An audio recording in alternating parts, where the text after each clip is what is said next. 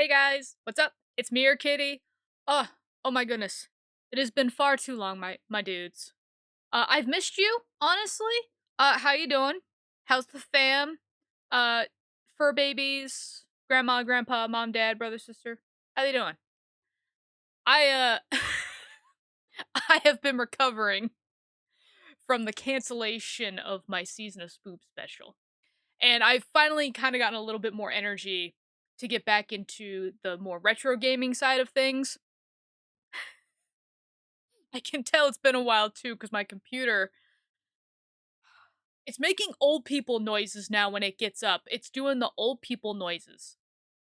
Like it's doing that and I'm like, oh, sweetheart, don't hurt yourself, okay? Take your time. But I've had something on the back burner that I had totally forgotten to get to at the time when I did the recording for the original video. Obviously something that I usually do with my retro game videos was after I got done playing the main game, a lot of times, especially if they were a game from the Learning Company, also known as the Davidson Company, they usually had like little extras or demos or something on the disc itself. And I had actually completely forgotten that on the Cluefinders third grade game that we actually played, there were extras. And I didn't go back for them. Obviously, one of the extras we already did, but it was kind of part of the main game already, is the assessment. There are some other ones here, like learning about adapt. I might actually touch on that. I don't know if I'll keep it in the video or not. It seems kind of like more informational. Though I thought that might be interesting. I thought some people might actually like to see that video, possibly in its, or not video, but the information. There might be a video in there, um, in its entirety. The Cluefinders also boast this thing called the Real World Adventure Kit. Now, there's a button for it here on the launch page, but in the handy dandy jewel case, I also have the CD for it. So I don't know what exactly it is. I don't know if it's printables or something like that. If it is, obviously I will see how much of that I will be doing. That might have to be held off into another video. There's also the actual demos that they do for their other Cluefinder games, as well as even possibly other Learning Company games. I did launch it very, very briefly. And I know for the third grade one, it's more just the Cluefinder games. It's not the other Learning Company games like the Fisher Price game demo was. There's also a button here for obviously the cluefinders.com, the Cluefinders website. So that thing that Junie said in the video where she's like, we have our own website. She wasn't lying. They actually do. Did. They did. Past tense. It ain't around anymore, of course. But they did have a website that was actually real life that you could go to and play games on. Of course, obviously, if I try and click it, nothing's gonna happen. And I actually have tried to go into the Wayback Machine to find this, and I was not very successful. However, I will show you something that I did find in Flashpoint. Don't know how far or how much was salvaged, but there was something there. Anyways, let's kind of go around this little horseshoe here, starting from the left and going to the right. So, about adapt. Learn me something about adapt, please.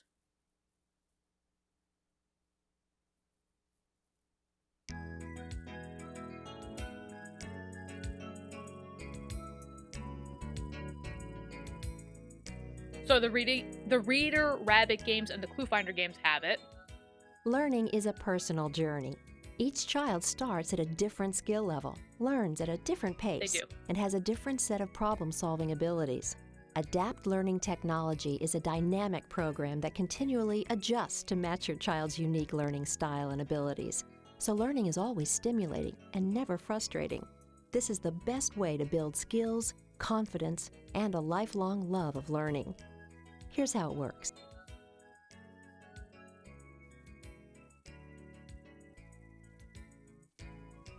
The program begins with a fun activity that assesses your child's personal skills, then starts the learning adventure at just the right skill level in each area. Educational activities are tailored to your child's individual learning progress. I had that game In as a the kid. Deluxe 2 CD-ROM version, the program even creates customized workbooks and printable activities for additional practice. Oh, is that the real world Skill thing? levels are automatically adjusted to match your child's growing abilities, assuring appropriate challenges and building confidence. Automatic Learning System acts like a personal tutor if your child needs help in any activity. It For wasn't very parents, helpful. online help is It wasn't. provided.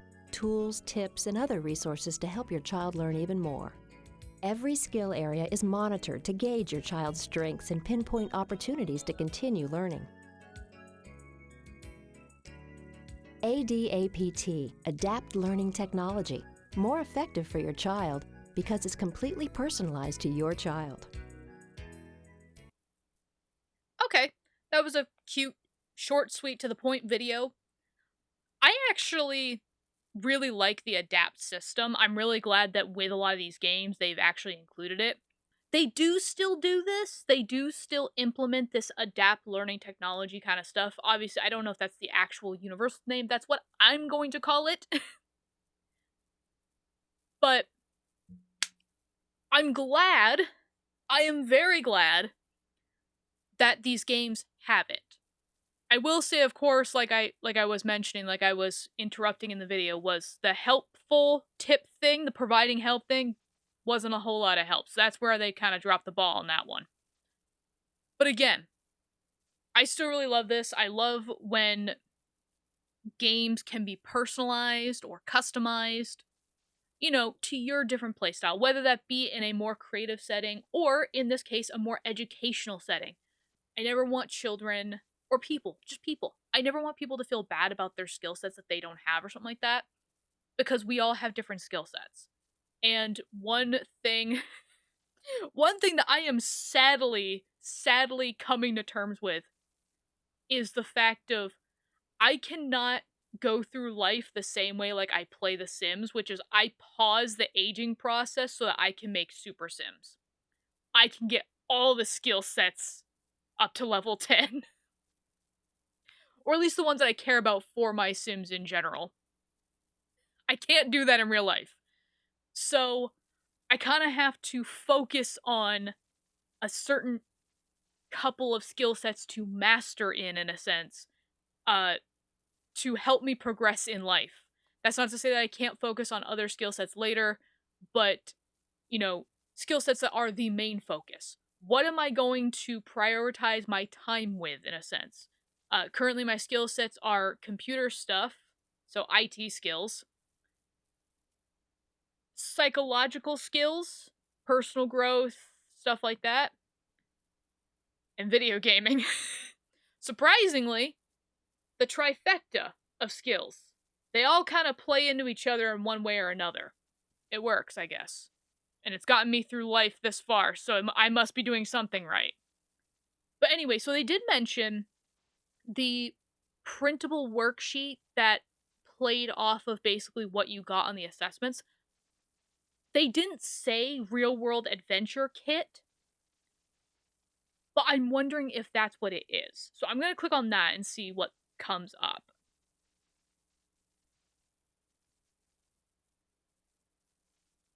Okay.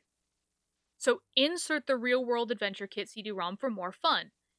Encoder and Decoder create, encode, and print top secret messages. Oh, cool. Map maker, map out your whole neighborhood. Guys, no. I don't need to pass out a map to creeps and predators to come and find me. I'm good. Sound transformer, record your own sounds, then make them sound really wacky. Okay. A logbook, record your thoughts each day with this electronic logbook. Money tracker, keep track of how much you save and spend. I mean, I kind of already do that. I already do that now. Because, you know, I'm an adult, and now it's pertinent to do so. Uh, Granted, this is finances. Finances is definitely a skill that I don't think you can really teach too young, ever.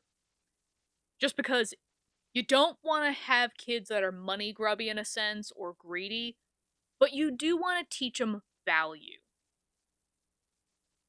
Just my 2 cents. No pun intended. And a club kit. Start your own club for more adventures and fun. Guys, let's create a club. The Dabbling in Variety Club. You're all invited, by the way. Open membership. Anybody's invited. You just gotta basically subscribe to the channel and you're in. That's the only thing. Okay. So, that is the Real World Adventure Kit. I'm gonna hold that off just because I don't know what some of this other stuff is. One thing I am trying to figure out. There is this one called Educational Focus. Is this just a retelling of my assessment? Oh. It's just describing the educational focus of each of the mini games and what they do. Oh, you can also tell which games are actually leveling up certain skills, so there's no leveling in the goo chamber. You either get it or you don't. Okay. So, demos. Let's look at the demos. Step into a world of mystery. Explore exotic lands. Discover true adventure with the Cluefinders award-winning software. Join Joni, Santiago, Leslie, Owen, and Laptrap as they come face to face with danger. Deep in the rainforest, in ancient Egyptian pyramids, beneath the sea, in an alien world, underground in an empire of mutant plants, high in the chilling Himalayas, in a haunted amusement park. Learn essential academic skills as you help the Cluefinders solve these thrilling mystery adventures. Cluefinders software, now available online or at a retailer near you. I understand why some of these Check games out now, the entire line of award-winning Cluefinders educational software. Oh, cool. But yeah, I understand why some of these are for a more older audience now. Let's see. So, we have a demo of the game we're playing. Demo, no demo, demo, no demo, no demo, new. So I think by the time 2000 had come out, Search and Solve Adventures had just come out, is basically what this is implying. Okay, well, let's start with the game that we've already played. Deep in the rainforest, the Cluefinders have stumbled onto a mystery. Jungle animals are disappearing, and now famed scientist Dr. Pythagoras has suddenly vanished. Rumors say an ancient monster has returned and is behind it all. Help the Cluefinders find out what's going on. Cool. Yes, this is Mystery of Mathra, where we can learn math, language arts, science, US geography, problem-solving skills, 4 skill levels, and 30 activities that we can interact with. I'm gonna skip the try it button for right now, and just go to the next. Enjoy the entire line of Cluefinders award-winning products. Okay, and I'm fairly certain I am still... I feel like I have... What does my playbook say? What does the playbook say? I've also been getting quite a few questions from people about asking which games I have and which games I don't. And I've kind of thought about it, that I'm trying to figure out a way to put this playbook online. Okay, so I do have 5th grade adventure somewhere. I don't know where it is. I don't know exactly where it is. I will have to find that later, I guess. But it's not important right now because we're not dealing with that. But according to my playbook, which I update manually, it says I have 5th grade adventure somewhere.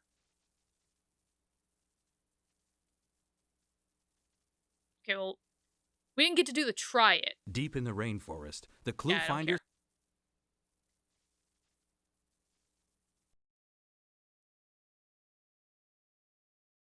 Okay, we've lost the signal. Colored right to seal this pit and ease your plight. You need purple snagnets to proceed. Do we have purple snagnets? Let's look in the backpack. Holy. Yep, I see some snagnets we can use. Let's grab them and put them on the ground here. Okay, so it allows us to actually play one of the minigames. Obviously, spoiler alert, I guess, if you guys haven't seen the video of the 3rd grade adventure game, go watch that. This is the last part, actually. So you got, like, 2 or 3 parts to watch to catch up on. But, this is, like, one of the last minigames that you play in the entire game. Okay, now what do we do? I will give you bridgestones like this one stone at a time. Now take heed. Notice that each bridgestone has 2 words. Each bridge has a different rule for how to use those words. The rule for this bridge is place the bridgestones so that whenever 2 words touch, the 2 words are opposites. He means antonyms. Right, words that have opposite meanings. Like little and big. Start by picking up a bridgestone and placing it on the light bridge. Begin. Okay. I almost made the same mistake that I made in the video when we played it, the game, where I completely skipped the guy because I was like, hey, I get what I'm doing. And then totally forgot that during that explanation, he tells you what the rule of the bridge is. Okay, so I can't place that one down just yet. Answer and ask. Ah, good. Now, if you can't decide what to do with a bridgestone, either place it on the tray below me or store it in an empty space on my bridge. I just did that. Okay, so buy and sell. Well done. Now, if you cannot read a word, take my scepter and place it over the word. Then I will read the word to you. Obviously, I can read. That's an explanation that maybe should have been given at the beginning before I placed down 2 or 3 bridgestones already. I feel like if I was having an issue with reading, especially at this part of the game, well, one, I don't know why I'd be playing this game then if I had a hard time reading. I'd probably be going back to the Reader Rabbit, 1st grade or something like that, to help me with that little skill first, and then progress to here.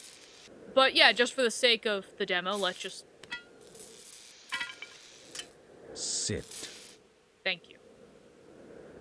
Let's see. I do not see where this could go. Also using power of deduction. So I have this one that is horizontal, and I only have 2 horizontal spaces. This is obviously blocked off. I can't do anything there. First is not opposite to quick. They have nothing to do with each other, so I'm going to assume, with the power of deduction, that this is actually going to go down here. We better think carefully. Every time we move a bridgestone, we use up 1 snagnet. I'm trying to remember if Santiago ever said that to me prior when we were playing this, and I don't remember if he did or not. Granted, I could have also misheard it. But so now, first and last are opposite, so I can put those next to each other. When a bridgestone has a blank, you may place that blank next to any word. Yeah. Good thing, too, because I don't know what the opposite of quick and answer are, so So, we're gonna put that there.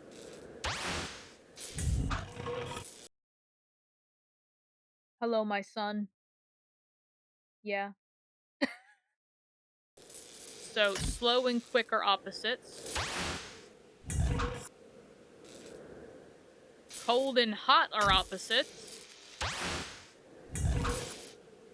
Near and far, old and young are opposites to each other, respectively. Fast and sunny are respective to slow and coldy, or cloudy. Coldy. We did it. Whoa! Whoa! The jaguars can cross.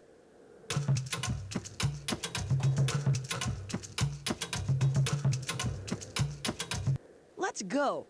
We have 3 more bridges to build. Yeah, no, I'm good. Yeah, so, as I suspected, they're only going to allow you to do one of the minigames, of course. Honestly, I do like that as a demo. Obviously, the game isn't very long in its entirety anyway, so they just allow you to play one of the little minigames to get you kind of familiar with how the gameplay is going to be. You know, you're going to be faced with a problem, it's going to prompt you, you know, you're going to listen to instructions, and then you're going to be able to solve the problem using, obviously, power of deduction and problem solving and critical thinking skills. These other ones are probably just going to have the little description. I'm actually going to skip the demo on the 5th grade adventure one, only because I have not played the 5th grade adventure one yet. So, I'm going to skip that one for now. I don't want any spoilers. So let's go to 4th grade to hear about that. Embark on a thrilling Egyptian adventure. The Cluefinders are on an archaeological dig in Egypt. There, they uncover a wicked archaeologist's evil plot to unleash chaos upon the world. Only with your help can the Cluefinders prevent disaster. Cool.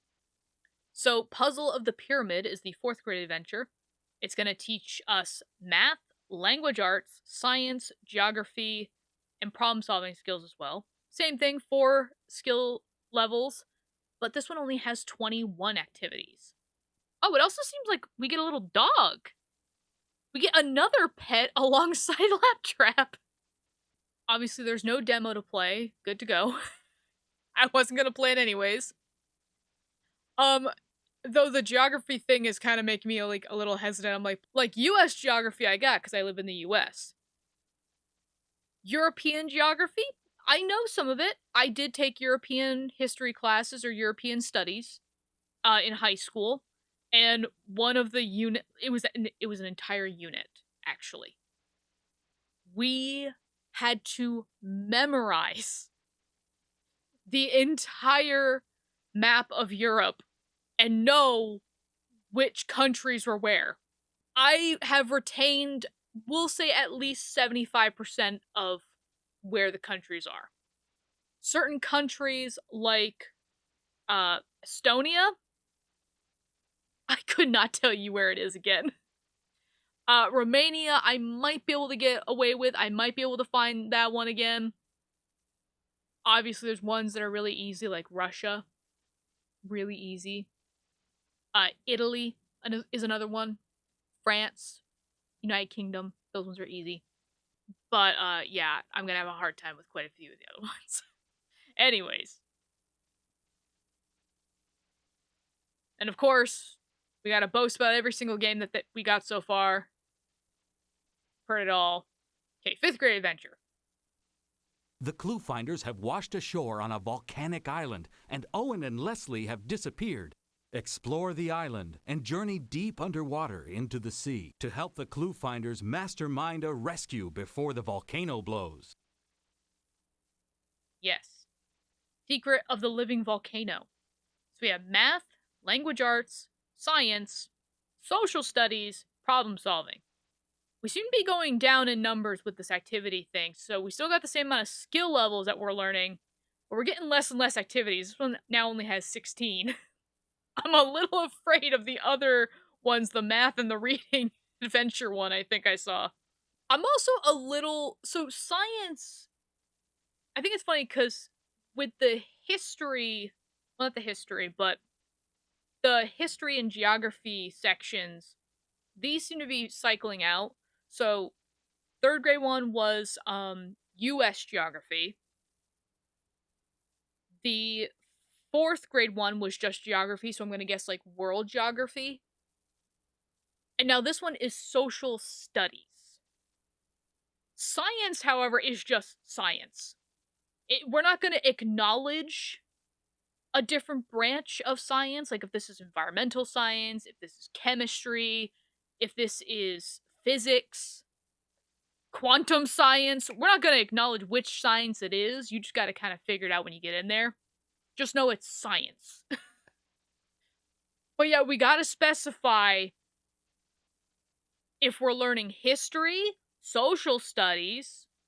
I'm putting those things in 2 different categories because, you know, it's like saying sociology and psychology are the exact same things when it's like, actually, no, they're very different branches of science. Again, different branches of science that should be specified.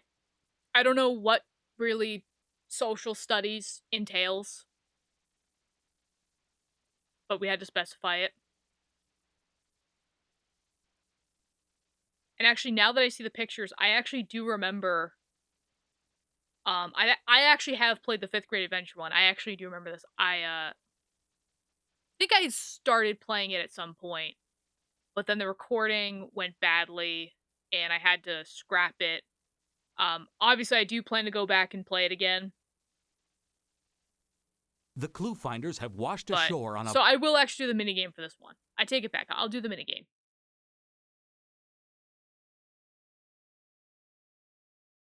What are you? Oh. I am Tube. Who are you? We're the Cluefinders. Clues? You seek clues? Actually, we seek cryptiles. Mm-hmm. You know about cryptiles? Cryptiles awfully hard to swallow. I have a cryptile stuck in my throat. Now, if the rest of my body were working, that is, if my tubes connected, I could cough it up. Excuse me, that's gross. Laptrap, it's still a cryptile. My tube segments are all mixed up. Rearrange my tube segments to make 3 more complete tubes, and I can cough up this cryptile for you. To make a complete tube, the fractions on the tube segments must add up to 1.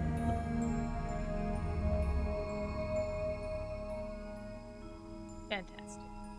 So, the reason why I'm a little, like...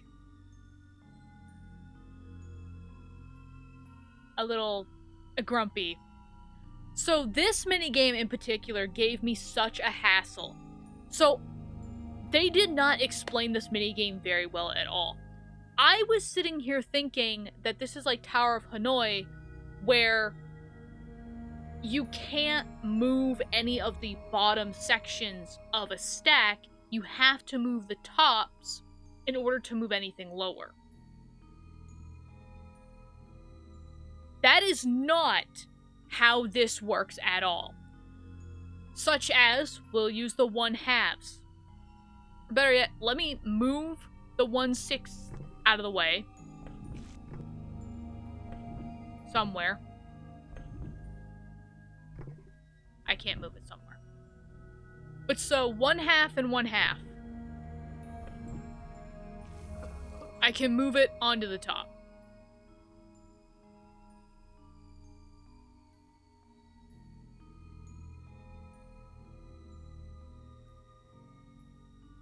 I spent hours trying to figure this out when I originally played this. So I kind of had some, like, Vietnam War flashbacks. Not to make light of those that have fought in the Vietnam War. Both for, against, and everybody in between. But basically I was having war flashbacks to just this happening. And yeah, so this is essentially a really easy minigame once you understand what you're doing. It is also kind of gross for the fact that, yes, we are essentially fixing this guy's sphincter so that he can crap out the, the cryptile that is causing him constipation. Excuse me, that's gross. That is quite literally what we're doing here. Yep. So I'm going to put these 1/6 back. Gonna take this 1/4 here. And there is this tube already completed. I didn't mean, well, not to say like I didn't mean, but I didn't realize I had completed it already. Let's see. I could kind of do the same thing here, actually. And just replicate that on this end. Where's the other 1/6? Here it is. And I think you only need to get, like... You did it? Yeah. I seem to have another crepitile stuck in my air tubes.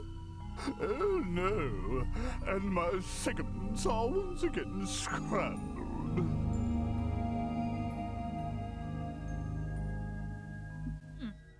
Yeah. So, don't get me wrong, Tubes as a character, I actually really like him. I love his voice. I love just the poshness. But what's going on here is very disgusting. And I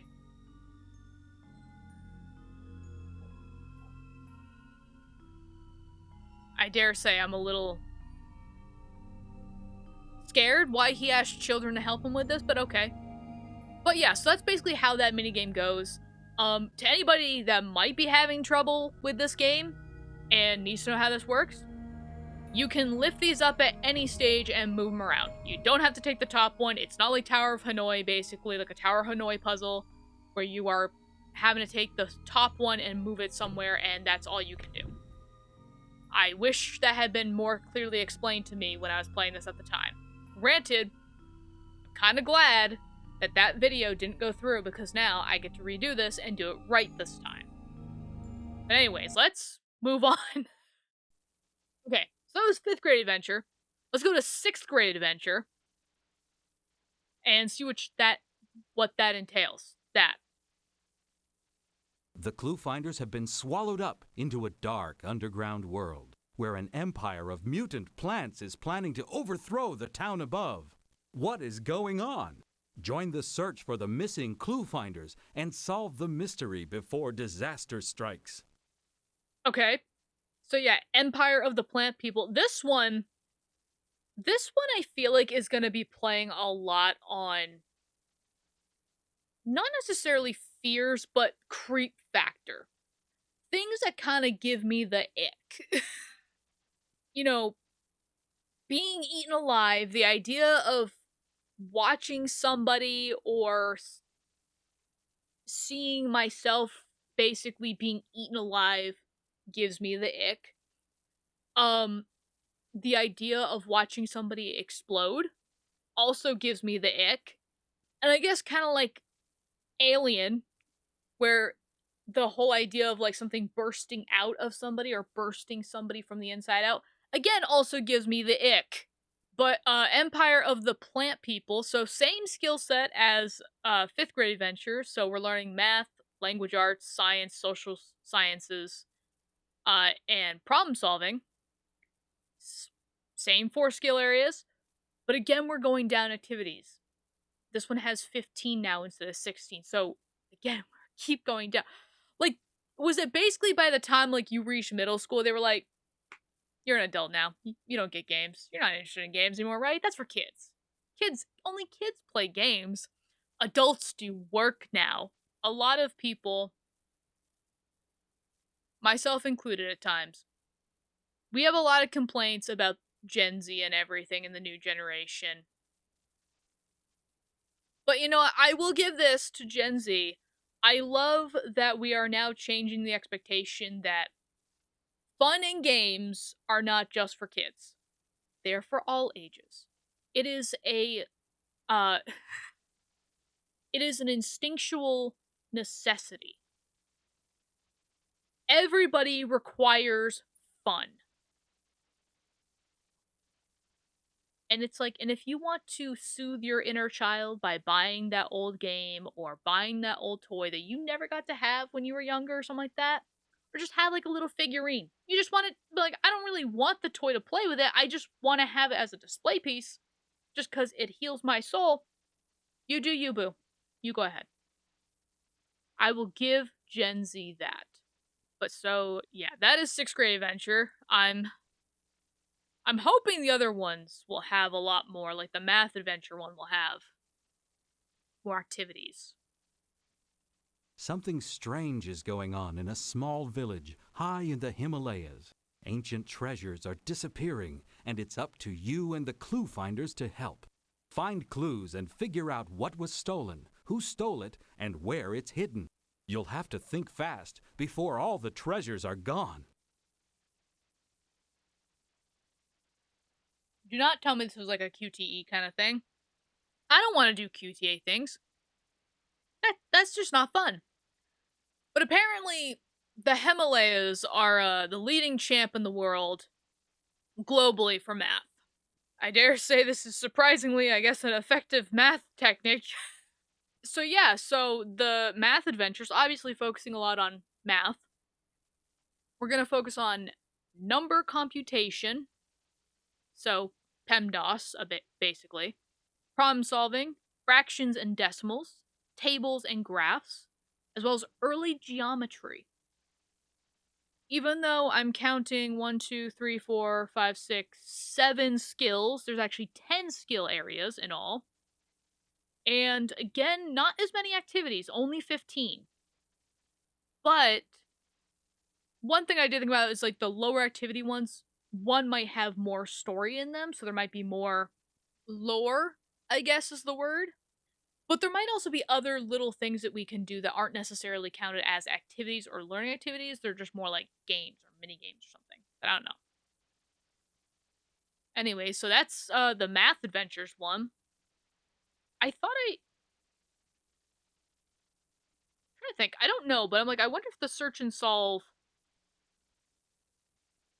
is gonna be the, I don't know, maybe the reading adventure one came after this. I thought I saw a reading adventure Drawn one. to an abandoned amusement park by a mysterious SOS signal, the Cluefinders must search for hidden clues to expose a villainous plot. Watch out for twists and turns. All is not as it appears. Cool. So actually for like, not just a horror, well, I guess for like a kind of a horror setting or a mystery setting, I actually really like the abandoned theme park kind of setting. So the Phantom Amusement Park, we're going to be learning problem solving, critical thinking, spatial relationships, order and sequence, pattern completion, and cause and effect.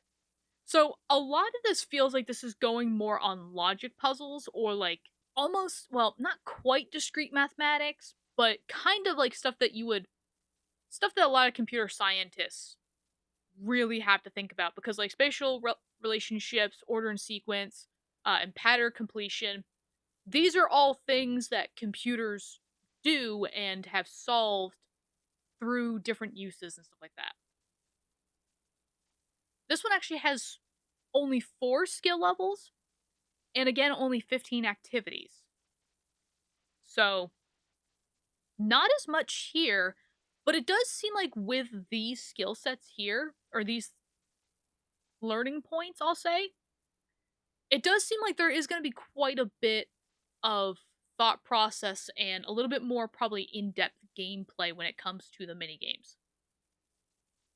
I will say though, I don't know if this screenshot was the best because this long flesh colored thing here, I'm kind of hoping it's a bone and not a bone, if you know what I mean. I'm gonna be a little concerned if I have a bone in my kid's game. But like, I don't think I want my kid that young learning about that just yet. So yeah, let's get out of this page. But yeah, so those are all of the the demos for the games that they have thus far as of 2000. So now this just kind of leaves the real world adventure kit as well as the Cluefinders website. I'm actually going to switch gears and go to the real world adventure kit because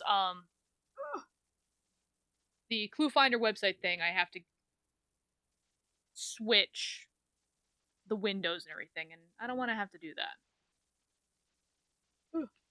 Let me switch games here. Okay, buddy, I gotta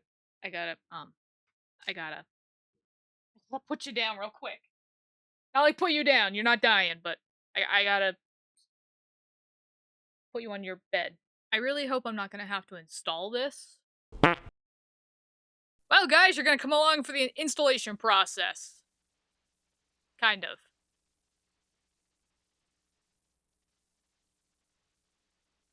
Does this bring back memories yet? Yep. You can fight for my firstborn with 50 other companies that I've signed this agreement with. Yep. Learning company stuff's great.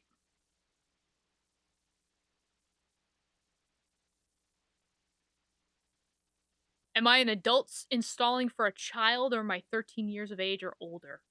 I guess I'm 13. Because I don't have a child. Olaf's not playing this, I am. But I don't want to register this. There's no need. What? I gotta restart?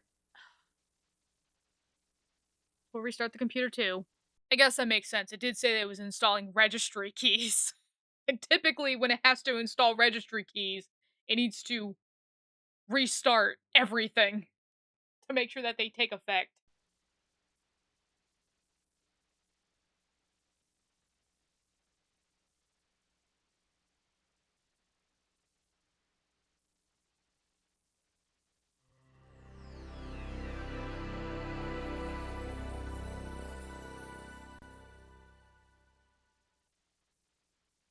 Okay, cool. So it's ready. It for some reason wanted to pause the entire startup process by asking me, but like, hey, so I installed that real life adventure kit thing you wanted. Do you want to play it now? It's like, could you restart, like, finish startup, please, and then ask me?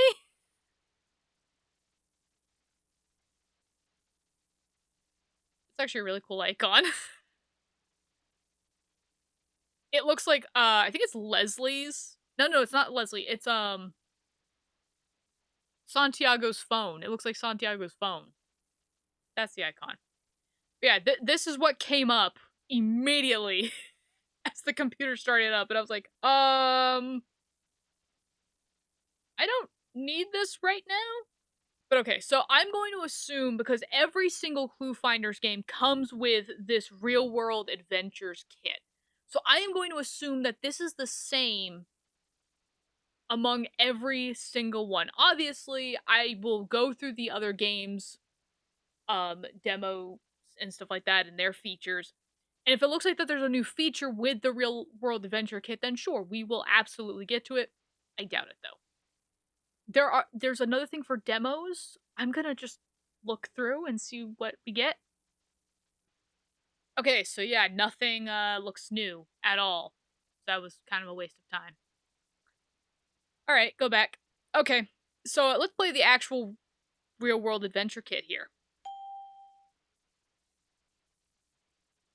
Yes, please continue at the current color depth. Oh, we got the iconic Mattel startup screen.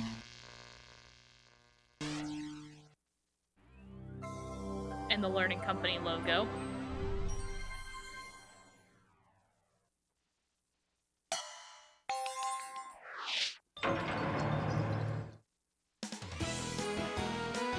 Oh my god, this is like... The way I remember it, Owen and I were in front of the statue, and I had the fire diamond in one hand and... When the earthquake hit and the place started rocking. Right. And at the same time, Leslie and I were trapped in that underground cave. In which the water level was rising in an alarming fashion. So I called you guys on the red video phone to get the secret code and... But you dropped the phone.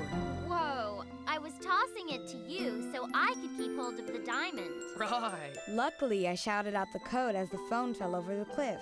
Where it got smashed to smithereens. So remind me, how did did we get out of that fix? I don't know, but somehow we did. Barely. And thanks to Santiago, we all got new, updated red video phones. With the new innovative features that I always wanted to add. You did a great job, Santiago. These phones are so cool and so handy. Yeah, it's like a whole adventure kit that fits in your pocket. Yes. And of course, the best feature is the logbook that I suggested. Excuse me, what about my sound transformer? My money tracker is unquestionably the most useful. Gee, I kind of like my encoder the best. Uh-oh, there they go again. I guess you'll just have to sign in and figure out for yourself which new feature you find most useful.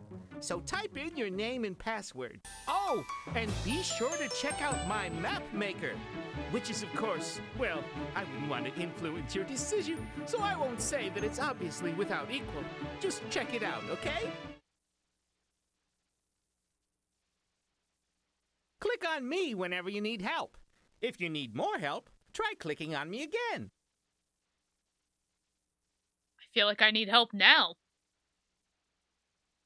I thought this was just gonna be like a small, like, little activity thing. This feels like an entire game on its own. So I guess we're going for a while here. Air Kitty. Actually, can I? Are spaces allowed? No. Spaces are not allowed.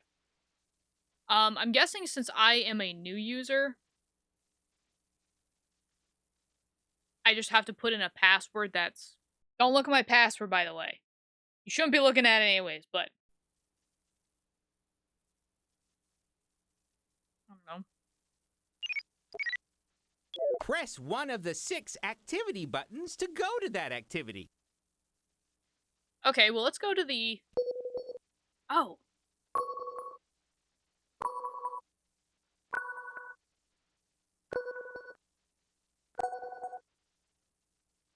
Cool. Okay, well, let's start from the top, work our way to the bottom. You know how sometimes you need to talk to a friend, but you don't want anybody else to know what you're saying? Well, the Cluefinders have a lot of times like that.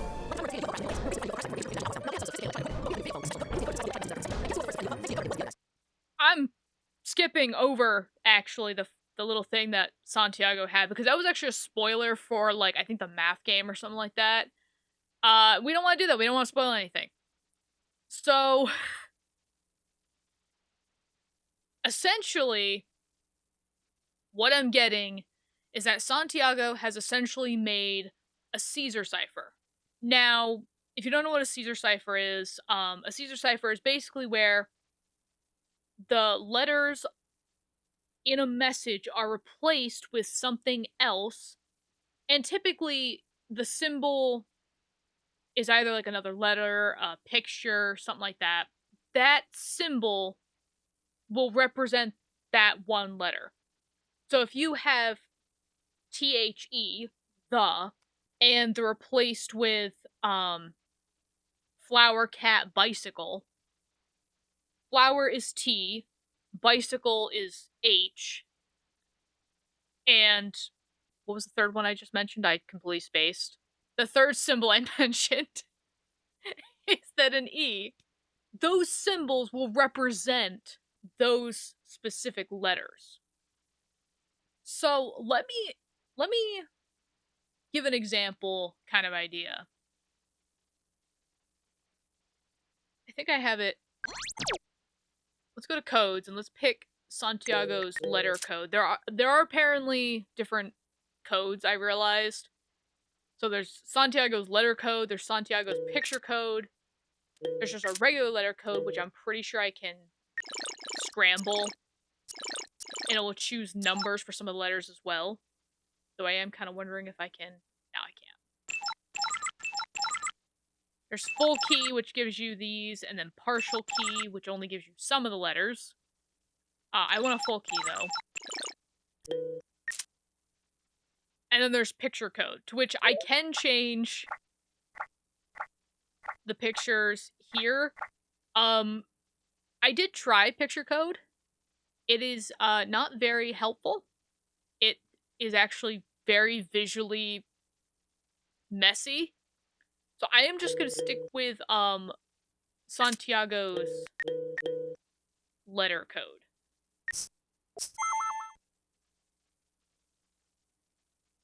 So, like, the message, you know, let's just say the message is, I like peanut butter. So as you saw in the code legend, we'll call it, you know, I is represented by R, O is represented by L, or L is represented by O, you know, K to P, E to V, so on and so forth. So now, I'm going to give you guys a message. I'm going to completely blur out the message itself while I'm typing it, and I'm going to give you guys the code. I want you guys to try and figure out what the code is and put it in the comments. The prize is year's worth of bragging rights and smartest cookie award, I guess. Now I just gotta figure out a message. There you go, guys. Have fun with that. Now you might be asking, do we get the legend? No, you don't. That's not how a Caesar cipher works. Granted, I guess I'm not gonna know if you put this into a decoder and have it decoded, but, you know, try to do it yourself, okay? Try to do it yourself. Otherwise, the message doesn't really, the message isn't as accurate as, you know, I'd like it to be. But yeah, let's see. Can I save that? Can I save it?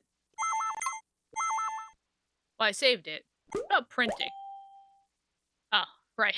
I don't have a printer on here. I keep forgetting that the Windows 98 does not allow for printing to PDFs, or at least mine doesn't. So take a screenshot, I guess. Take a picture with your phone, ponder it, ruminate it. So that is Santiago's encoder decoder. The next thing is going to be Owen's sound transformer, I think. And of course, if it does the same thing as Santiago, where he starts kind of going off on a spoiler thing, I'm going to skip it. So more than likely, it's going to be skipped.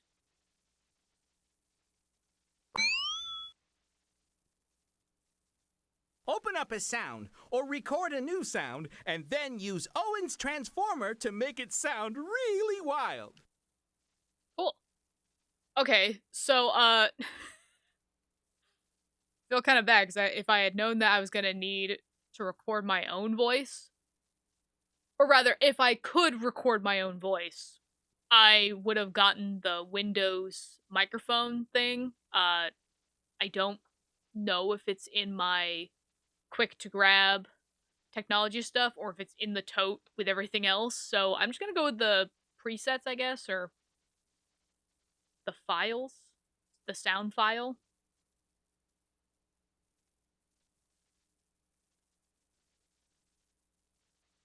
Three, four. Okay, what is this?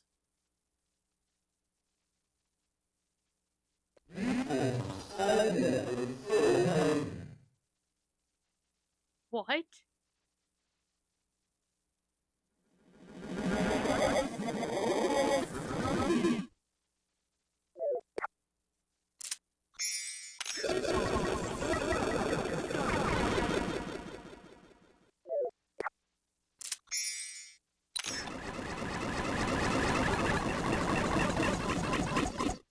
There aren't even words. What is the original to this then? These phones are so cool and so handy.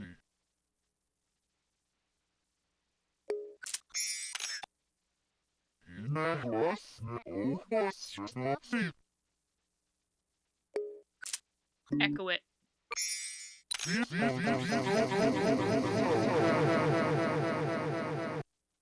Dear Lord.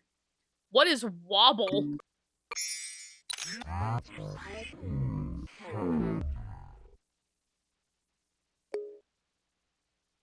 These phones are so cool and so handy. Let's up the pitch on that. These phones are so cool and so handy. I love how, I guess that would be Joni's voice. These phones are so cool and so handy. What is distortion then? These phones are so cool and so handy. Like 8-bit. I like the phaser. What is... These phones are so cool and so handy. Do a little bit of echo in it.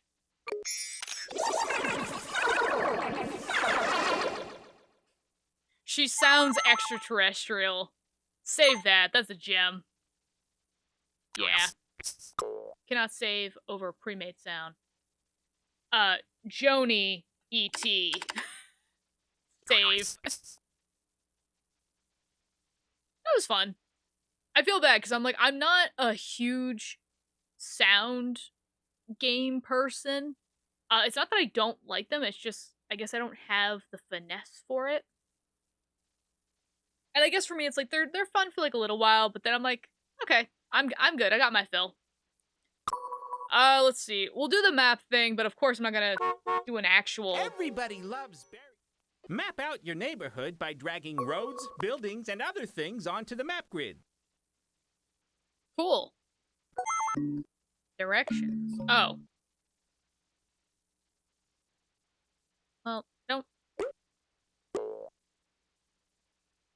There are no roads between those two places. I know. Okay. How far in each direction can we go? So this is a big house. That's a small house. There's a patch of grass. Road, road. Road, road, road, road, road, road, road, road, road. Cul-de-sac, cul-de-sac, cul-de-sac, cul-de-sac. Sign. Park. Park. Trees, forest, lake. Body of water, sand, hospital. The White House. The post office with a graveyard in the front. A pet store, a library. A school. The gas station, the movie theater, the coffee shop. A restaurant that's just named Food. Another restaurant also named Food. A third restaurant just named Food. An entire mall. Some shops. A hotel. That's more like... Oh, that's a motel, my bad. Motel. Which looks very close to apartments. A house, another... And we're back to where we're at. Okay, well, in this fictional town that I have, all the rich live somewhere up here. Actually, you know what?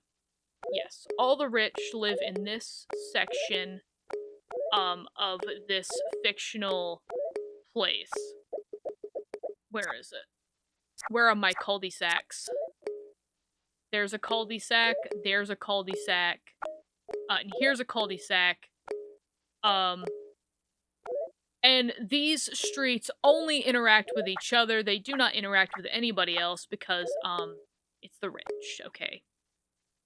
They don't interact with anybody more than they need to.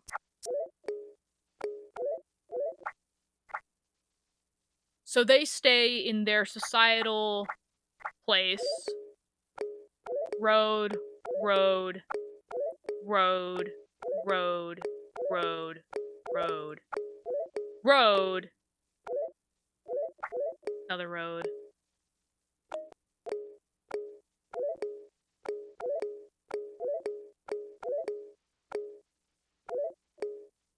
But they do like getting their Amazon Prime packages, so they do have this one area where you can come in, but there's like a gate here on both sides. It's a gated community kind of thing. I didn't see any gates, though.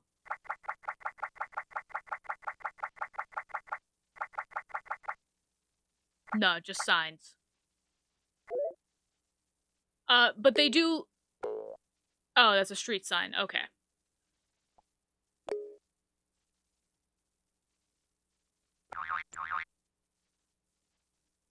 There are different tiers of the rich, though. This is,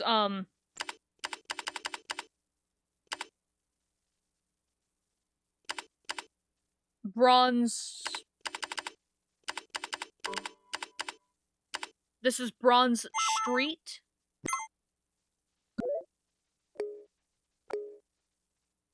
Silver Road.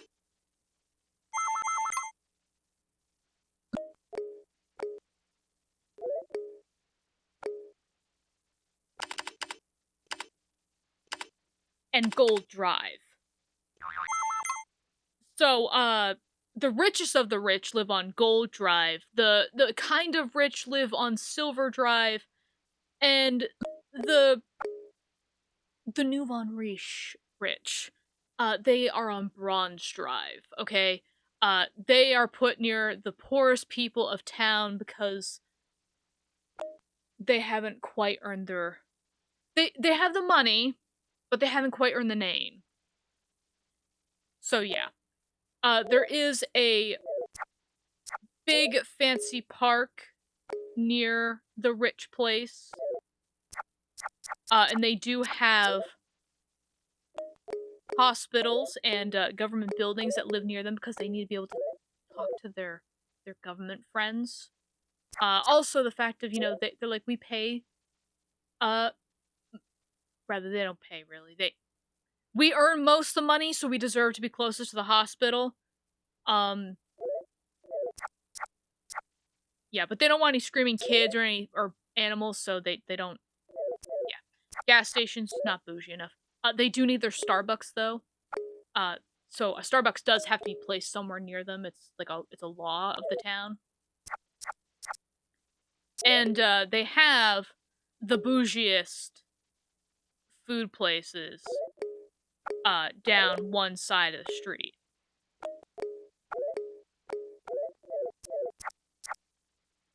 And of course they have their own shopping mall because, you know, they can't be, you know, mingling with the poor. They get very upset when you use the P word. Nobody lives in apartments. There's no rich apartments. That's considered being the P word. But as I said, this is a gated community, so like there's a gate right here, so nobody but the rich can go near this area. They do sequester, or rather make it better, I suppose, by sectioning off their gated community with some forest so that they don't have to acknowledge that side. But they do need their lake that they camp at. So they do have a nice swanky campsite area.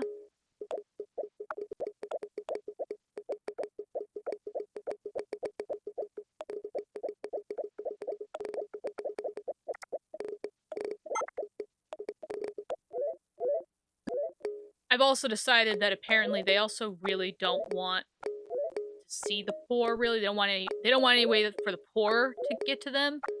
So they've also built themselves on an island away from the poor. So that they don't have to interact with them. They don't have to see them.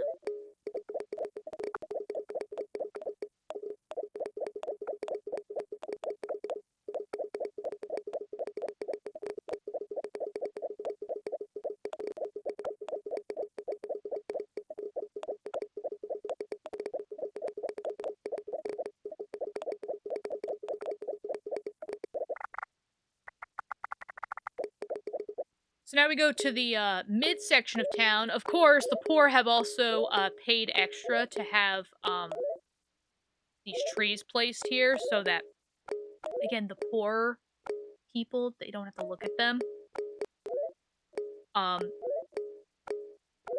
The rich people believe that if you look at a poor person, you'll be cursed for eternity to be poor. So, that's why they try to just, you know, close them off as much as possible.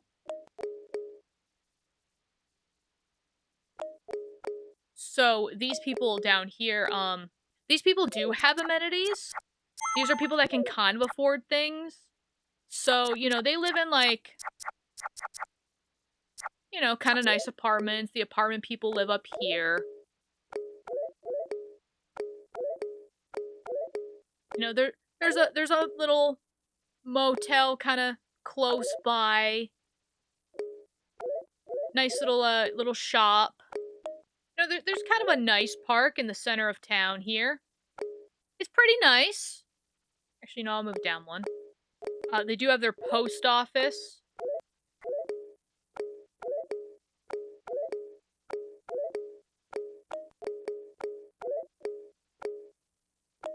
Actually, you know what? This one turned out to be a meth lab, so that one burned down. So yeah, on this side of the street, we have some pretty nice houses.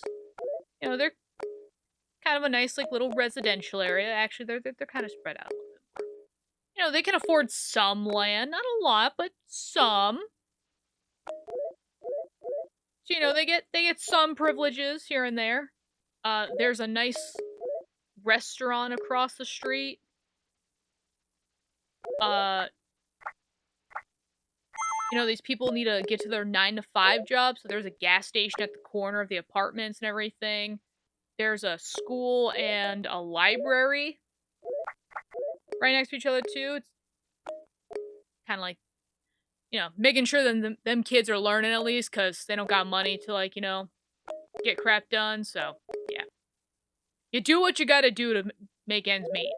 The rich throw them a bone every once in a while, because, you know, they're like, well, they are the backbone of this society, because we're not paying taxes, so we need somebody to. Otherwise, we'll be held responsible for that. Granted, I do have to give it to the rich. If I didn't have to pay taxes and I could get away with it, absolutely. If I could find a nice friend or loophole to get myself away from paying taxes, I would absolutely do it. Absolutely. You know, these people, they do have some amenities. So there's a movie theater. They do have a hospital, but it's, like, way out in the middle of nowhere. You know, it takes, like, forever to get to. Half of the patients end up dying before they get there. But, you know, so is life. You know, that's just life.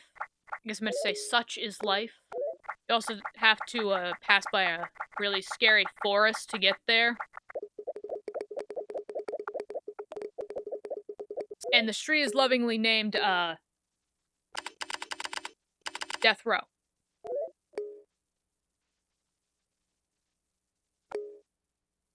The street with the apartments is known as,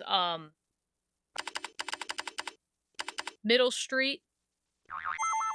Because, you know, with the, kind of, like, right in the middle of everything, between, like, the rich and the poor. And then we have the desert region, which, separates the poor from literally everybody else. They don't got a whole lot of land.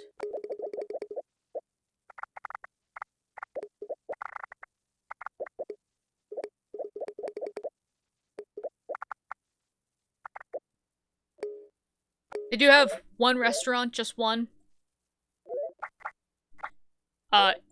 And a single gas station, because, you know, the poor, they still have to work and everything, even though they're poor and they can't afford anything. The middle-class citizens are nice enough to help them out. They're like, you can use some of our amenities, that's fine. We want to help you out. Though it doesn't matter, because they're always poor. They just... Some get out of the mess and move up into the middle-class society. Some... This is all the world that they ever know. Yeah. To which...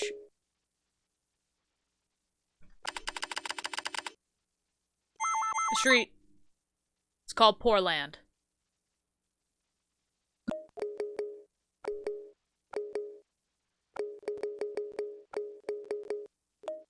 Yes. As well as this street is called, High Boulevard.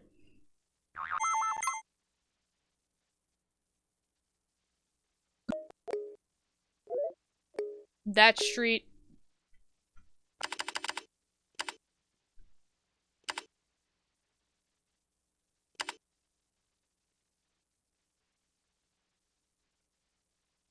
I think that's the thing of it. Cash Circle.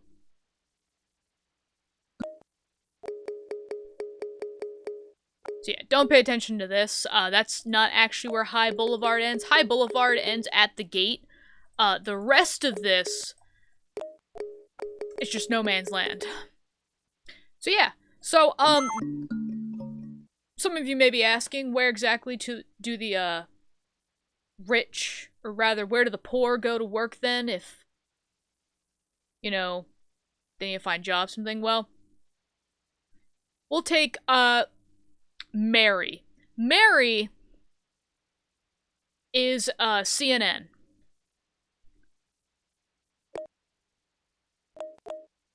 Mary has enough money to live in this nice house right here.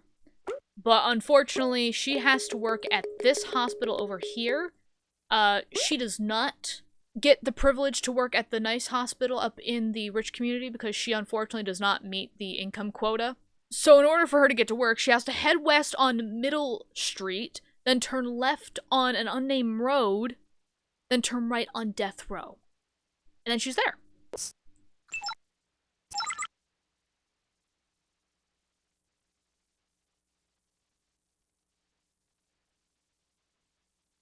And apparently, if we wanted to get there, we could also encode it for her.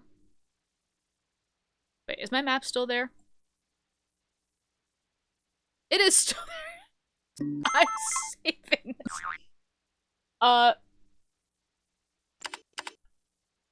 Society City. Welcome to Society City. Alright. Let's move on to the money tracker. Type in an item that you spend money on, like a movie or pizza, or that you receive money from, like your allowance or your birthday check from Aunt Penelope. Alright. So the date is today. This is my allowance. We're gonna... Oh, shoot. Getting all tangled up in my own stuff. We're gonna call this payday. I get paid $1 million every week. So I guess the actual... Okay. I get paid $10,000 every week. And I also receive 10,000 every week. I'm actually not sure how to use this, to be honest. I pay for entertainment, which is a measly $3,000. I actually don't know what I'm doing.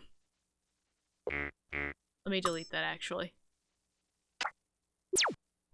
Everybody does their money plan differently. For me,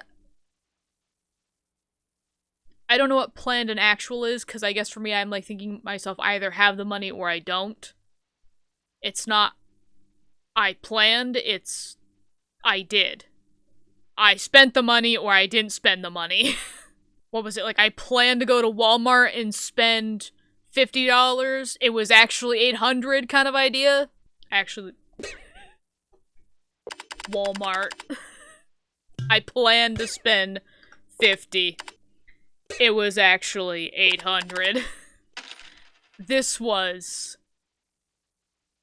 stuff. I went to work.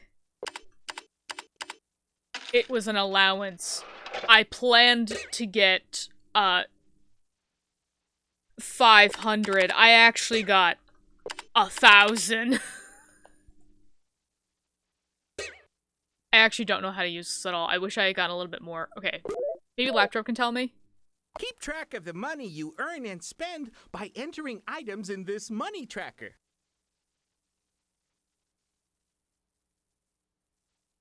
Okay, but like, it doesn't tell me. Okay, no, I'm moving on to the next thing. I don't know how to keep track of money, apparently. Use this handy logbook to record your thoughts each day. You can write about what happened that day, or you can write poems or stories, anything you like. I mean, I guess I could. What is Joni's log, though? My log, Joni's log, okay. Can I search or anything like that? How far does this page go? I guess I'll have to figure it out. Also, no. Okay, well. Let me just start writing about my day, I guess. So, can I tab? I cannot tab, okay. I woke up about 9:30 a.m. today.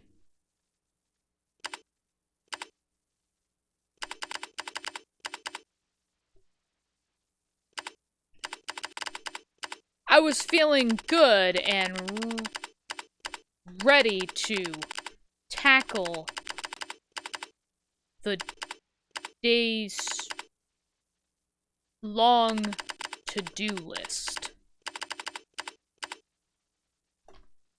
Tasks I had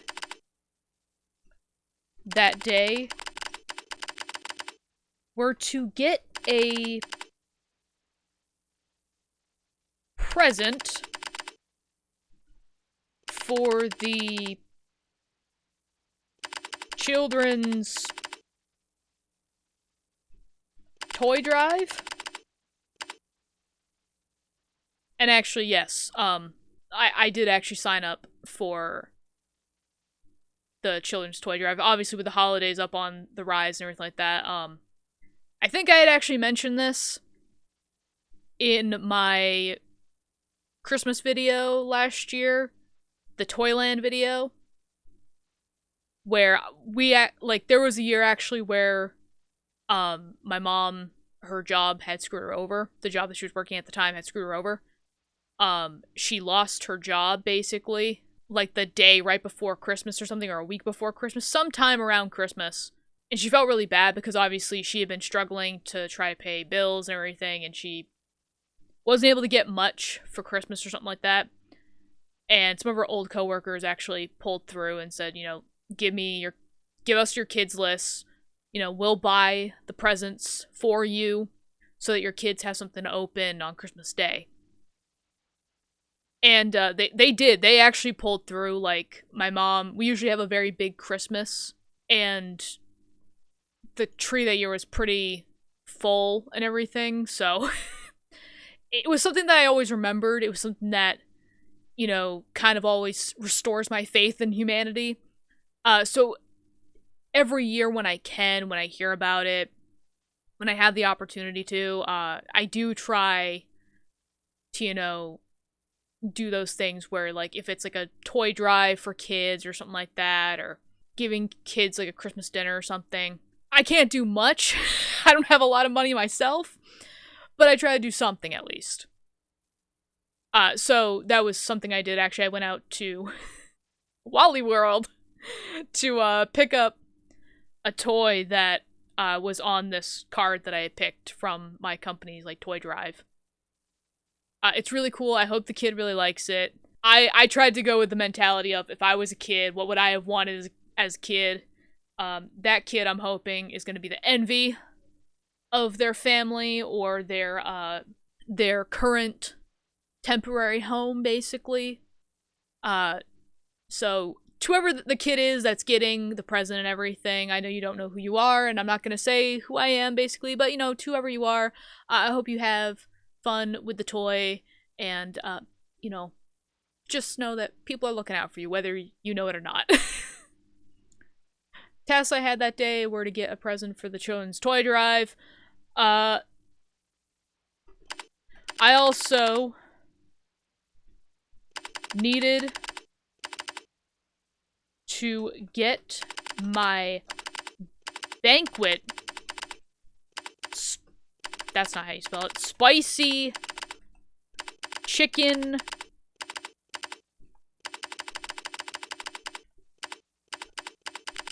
why can't I spell? Chicken patties, because my local grocery store stopped. Oh, it put an icon there. Stopped selling them. However, I couldn't start my day on an empty stomach, and so I cooked the remaining 4 hash brown patties I had for breakfast. Oh, it does keep going down. I actually wasn't planning on writing this much. They were good.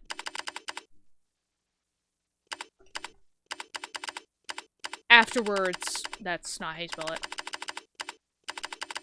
Afterwards, I headed to Walmart to look for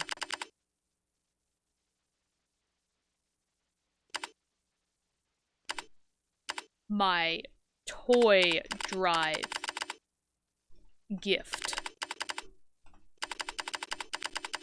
I stopped to talk to the charity lady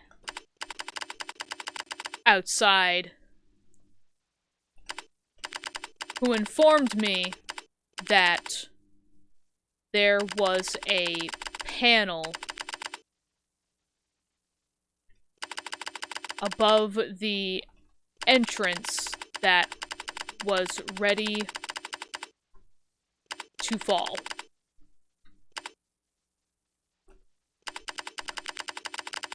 I thanked her for looking out for me and carefully slid through the automatic opening doors. I don't feel like typing the rest of this. Basically, the rest of my day was just me wandering Walmart for about an hour, hour and a half, I can't remember. Try not to get distracted, try not to spend too much money. I ended up walking out, spending like $200. Most of it was on groceries, but still. I was still kind of unhappy because I always go to Walmart and I can never spend less than $100. But yeah, good enough. Okay, let's get to the club kit. What is the club kit? Club kit, club kit, club kit. You know, we hate to brag, but the Cluefinders is the world's coolest club. It is. But you don't want to brag about it, right, Joni? Hey, but I do. Clubs are awesome, so we thought we'd help everybody start one. The club kit contains all the essential information and documentation you need, organized in the most efficient way. So check it out. Ah, cool. The club kit has everything you need to start up your very own club, from membership cards to club activity ideas. Cool. Awesome. Okay, well, we're gonna create a club. Creating a club. Creating a club. So, you want to start a club? Yes, I do. Here are some of the things you'll need to think about. Club purpose. What is the purpose of your club? To shape good, kind, helpful members of society. We have no affiliation with the Boy Scouts or the Girl Scouts. What kinds of adventures will you have together? Video gaming adventures. We will have video gaming adventures. How do you want other people to see your club? In a good light. That'd be fantastic. A good start. Write down all your ideas. Club member. Who's in your club? All of my subscribers. Use the member roster to make a list of your club members. Phone numbers, email addresses, and other information you want. You heard it right, guys. You want to be part of the club, I need your phone number, your email address, your home address, your social security number, your credit card number. No, don't send me any of that information, please. Though I will promise that if you do accidentally send it to me, I will never use it. I will destroy that information immediately. But yeah, how many people do you want to have in your club? I don't mind. Currently, there are 220 people part of this club. If I only ever get 220 people, I am totally happy with that. I will say this to the people that are subscribed and have been subscribed for a long time now, even just months. You know, to those that are subscribed, that have been subscribed for like a week, for those that have been subscribed for months, and those who have been subscribed for years, I really do appreciate, you know, you guys taking the time to subscribe to the channel, you know, for wanting to follow along in the journey. It really does mean a lot to me, and even just seeing one more person subscribe to the channel, really means a lot, actually. Just today, I was just checking the channel, and I saw actually that my subscriber count went from 219 to 220, and I got real excited because that's a new record for me, actually. So, thank you guys so much and everything. You know, I appreciate all of your help. I appreciate your support. So just thank you. The club name is just Dabbling in Variety. It's basically the channel. Can we make a club poster? Your club name.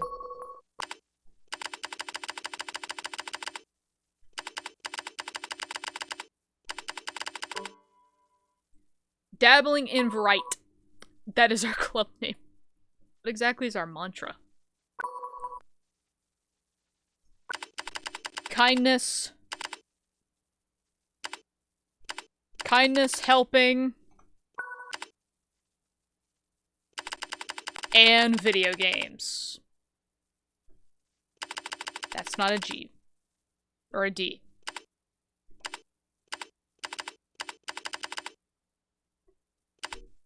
Kindness, helping, and video games. That's what we specialize in here.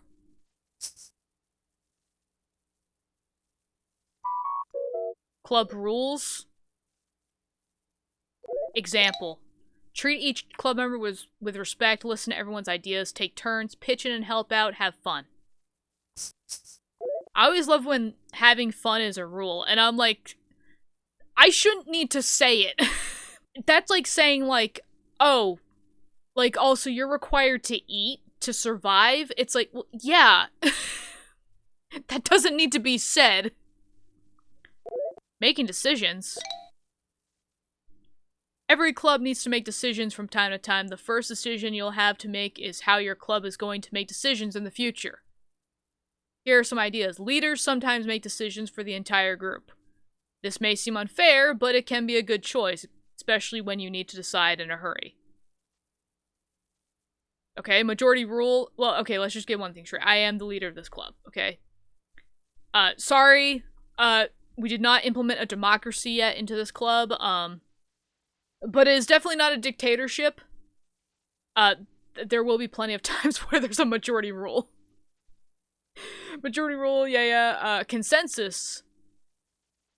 Okay, wait. Consensus is a way of making decisions so that everyone agrees with the final outcome. Reaching consensus can take a long time and takes a lot of patience, but once a decision is made, everyone can get behind it. So a negotiation tactic. And there will be plenty of those too, I'm sure. Each way of making decisions has its good and bad points. You can learn more about different ways of making decisions at your local library. My local library is going to teach me how to make decisions? I didn't realize that was a skill set that they taught. Okay, well, some of the club rules we have here, it is,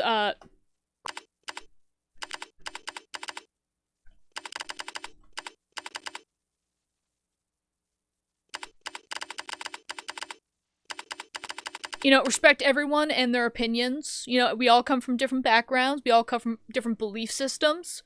there are typically a variety of ways to be right. Not one way is the right way, so, you know.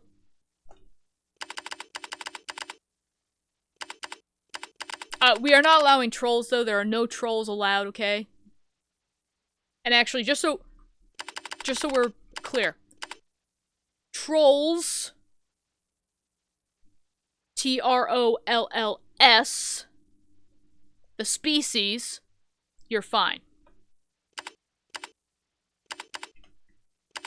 Trolls, Trollolz, you're not allowed in here. We don't allow that here. No.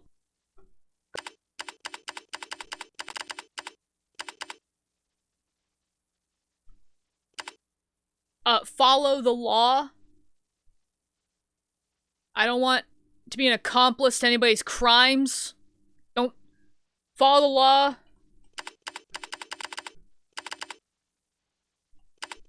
Don't do crimes, okay? You can be gay, but don't do crimes. Okay? And don't do gay crimes either. It's still a crime. Being gay is not a crime. Doing gay crimes is a crime. Does that make sense? I don't even know what you would specify as a gay crime.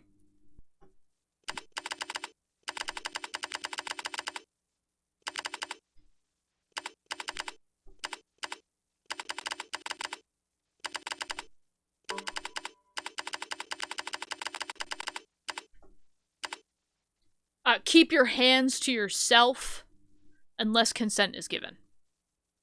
That is the caveat here. Unless consent is given. Keep your hands to yourself unless consent is given.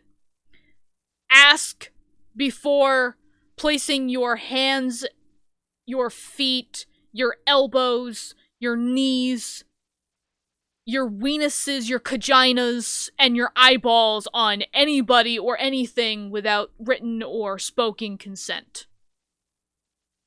Okay? I don't know what other rules we need for this. As I've said before to many people, including friends, human beings unfortunately have this one defect. We are not a proactive race. We are a reactive race. So many of the rules that we have today, they're not because we thought proactively and we're like, oh, this could happen, so let's make sure that it doesn't happen. We have laws and rules because something did happen already. And we realized how bad it was. You know those really weird old laws that you see, like, from each state? Like, at no point can you have an ice cream cone in your back pocket. Apparently that's illegal. Going fishing on a Sunday is illegal. It's not because necessarily we were like, oh, having an ice cream cone in your back pocket's really bad. It's because somebody carried an ice cream cone in their back pocket and then we had to explicitly tell somebody that's a bad idea, make it illegal. Yeah, so when one of you screws up and I need to come up with another rule, we'll add rules, but I'm done. There's the rules. Follow them, please. See, club members.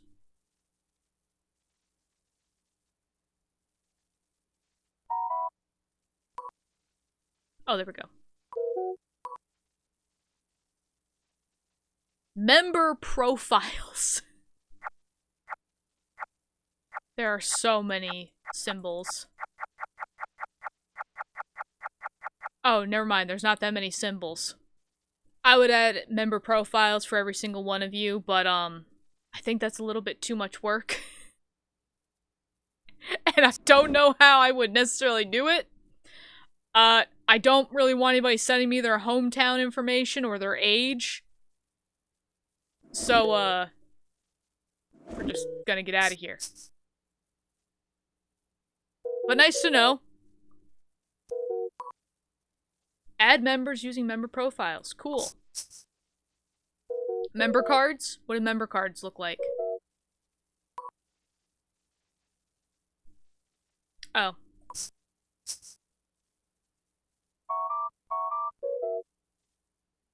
Well, okay, maybe one day we'll figure that out. Club meetings.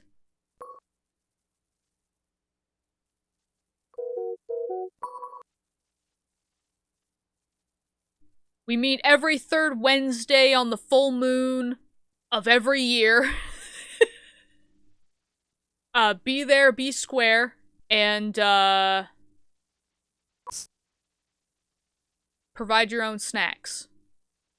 I unfortunately can't provide enough snacks for everybody, so you gotta provide your own. And every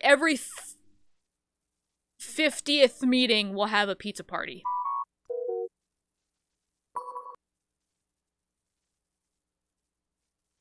Oh, jeez. Okay, what's... Call to order, introduce new member Alex, review last meeting, notes, discuss club events, begin planning fundraiser for the club, decide this week's secret code, adjourn for snacks. I feel like I'd be really bad at this. Okay. Putting your plan into action. I do like how they kind of, like, walk you through the club making process.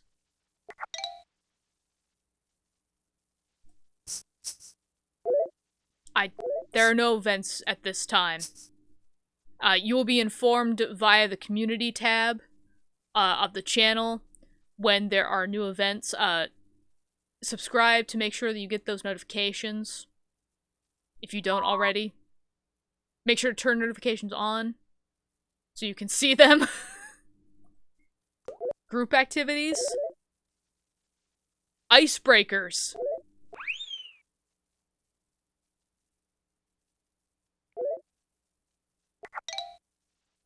Icebreakers 1. You need to introduce a new member to the group. Have no fear. That's what icebreakers are for. If you think you're kind of silly, that's the point. Laughing together is a good way to start a friendship. Here's one idea for an icebreaker. Sit in a circle. One person says their name and favorite animal, for example, Joni Cat. The next person in a circle says the first person's name and favorite animal, and then their own. The next person repeats the first two people's names and animals, and then their own, and so on. All the way around the circle, of course. The last person in the circle has to say everyone's... Oh, God. I was thinking icebreaker like 2 truths and a lie.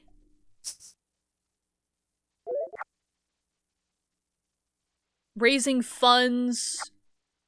Help those who need help. Neighborhood renewal. Health and safety. Club scrapbook. Friendship quotient. Club citizenship. It takes more than just showing up to meetings to be a good club member. Here are some important skills for club members. Which do you think are more important? Rank these traits from 1 to 10, then compare your list with your friends. What if I have multiple at number 1? Because honestly, showing respect, listening, asking questions, waiting your turn, sharing, and I guess pitching in and cleaning up, those are all number 1 for me. You know, I get some people don't want to be in the leader role. That's fine. You don't have to be a leader. You know, there are plenty of other positions that absolutely need filling. You know, assistant, back-end people, front-end people, entertainers, the mom friend, the dad friend even. You know what? Those are all good things. Those are kind of secondary. Sharing depends, I guess. Asking questions, I mean, yes, ask questions, but you know, if you don't got any questions, if you're understanding, that's fine. That's great. And welcoming new members, well, of course, be welcoming. But that kind of goes in with showing respect. Don't just snub them. Icebreaker 3, 2. Okay, well, that's fun. What is mystery and adventure? Treasure hunt, secret messages out loud, scavenger hunt, mystery casebook, observe, listen carefully, invisible ink, hidden pictures, Scene of a mystery, fingerprints. Is the fingerprint thing... Did you know that every person's fingerprints are unique? That's why fingerprints can be used as evidence to solve crimes. Try this experiment, you'll need an ink pad, white paper, a magnifying glass, and a friend. You know what's really fun, though? One thing I did learn about from one of my elementary school friends, and yes, this was back when I was in middle school, or in elementary school.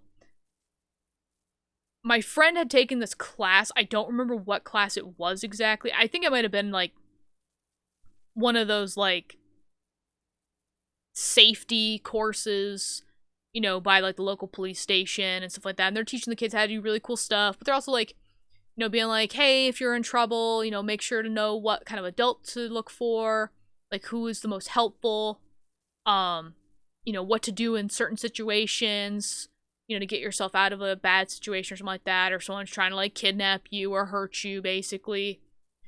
One of the things that she had shown me was how to lift fingerprints, just using, tape. It was pretty cool, actually. But okay. So, not terribly... I mean, it is very in-depth. I will give it that. It is very, very in-depth. I feel like I might actually need to cut the episode up at the moment. Because that went on a lot longer than I thought. So this might be like a 3-parter. But let me jump over to the Cluefinders stuff that I found on Flashpoint. And let's go from there. Hey guys. Okay. So now I'm back on Flashpoint on my main computer. And so apparently Flashpoint was able to preserve the Cluefinders website. I am not joking. They were able to preserve the entire Cluefinders website somehow. Now, I don't know how much of this is going to be working, but I'm interested to see. So it is contained in its own browser from Flashpoint. Apparently there was a Mystery Adventures writing contest, so teachers sign up now for the Cluefinders Mystery Adventure writing contest. Your classroom could win an iMac computer loaded with the complete line of school edition Cluefinders software. Dude, that is an awesome prize. Open to grades 3 to 6. Entries will be judged by grade level. Click how to enter on the left to get started. Contest open to public and private schools in the United States. I am actually really... Actually, no, let's go to prizes. Can I see prizes? No. Oh, wait, no. So first place is going to get the iMac computer. Second place winners for each grade level will receive school editions of Cluefinders Search and Solve Adventures, Cluefinders Math Adventures, and Cluefinders Reading Adventures. Okay, so there was a Reading Adventures one, and actually... No, I thought I had a Reading Adventures one, but I don't. Third place winners for each grade level will receive their choice of one Cluefinders School Edition software product. I'm kind of wondering what the difference is between just like the regular, you know, retail version versus the school editions. Huh. Who are the Cluefinders? The Cluefinders are a group of smart, hip junior detectives who started a neighborhood business by putting up signs in supermarkets that read, "We solve mysteries. No case too small." Joni is the brave leader of the group. She's absolutely fearless, just ask her. Santiago is the inventor. He can build or repair anything. Leslie is the youngest member of the team. I love how that's her selling point. Leslie is the youngest. Her encyclopedic knowledge is very helpful in uncovering the facts of each case. That's not like her selling point that she has encyclopedic knowledge that she can just recite on command. Pretty much. It's the fact that she's the youngest. And not really by much. I think, if I remember correctly, it was by maybe a year or two. And Owen, who loves skateboards and pizza, always has a lucky hunch and has helped the Cluefinders solve many of their mysteries. Together they make a powerful team. The Cluefinders' fame has spread all over the world. They have solved cases in a rainforest, the Egyptian desert, a volcanic island, the Himalayan mountains, deep underground, and the most recently in a haunted amusement park. Now it's your students' turn to write a Cluefinder mystery adventure. That's cool. What are the writing guidelines? Oh gosh, there's a lot of guidelines. Okay, well, here, if you want to read them,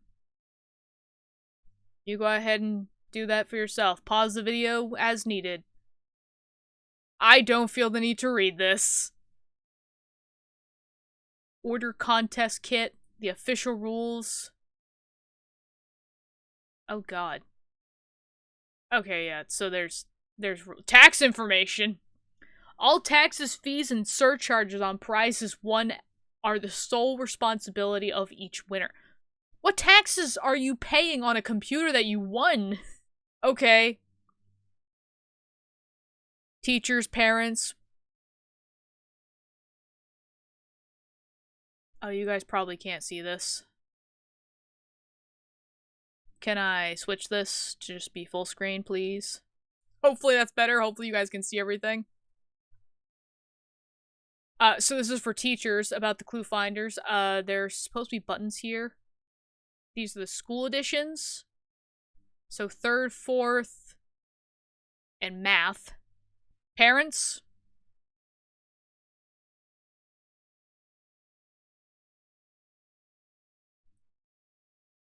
Third, 4th, 5th, 6th, math and reading. So, yeah, apparently the school editions only had so many of them, and the regular home edition had a lot more. But anyways, calling all kid detectives, your top secret mission awaits. Click here and find the door to our secret clubhouse. I'm so excited. Oh, do I actually have to find it now? Oh, there it is. We're gonna visit the beach through this place. Ah, cool. Elevator danger. So far, so good. Push the down button to go down to the basement. Use the handle to get out.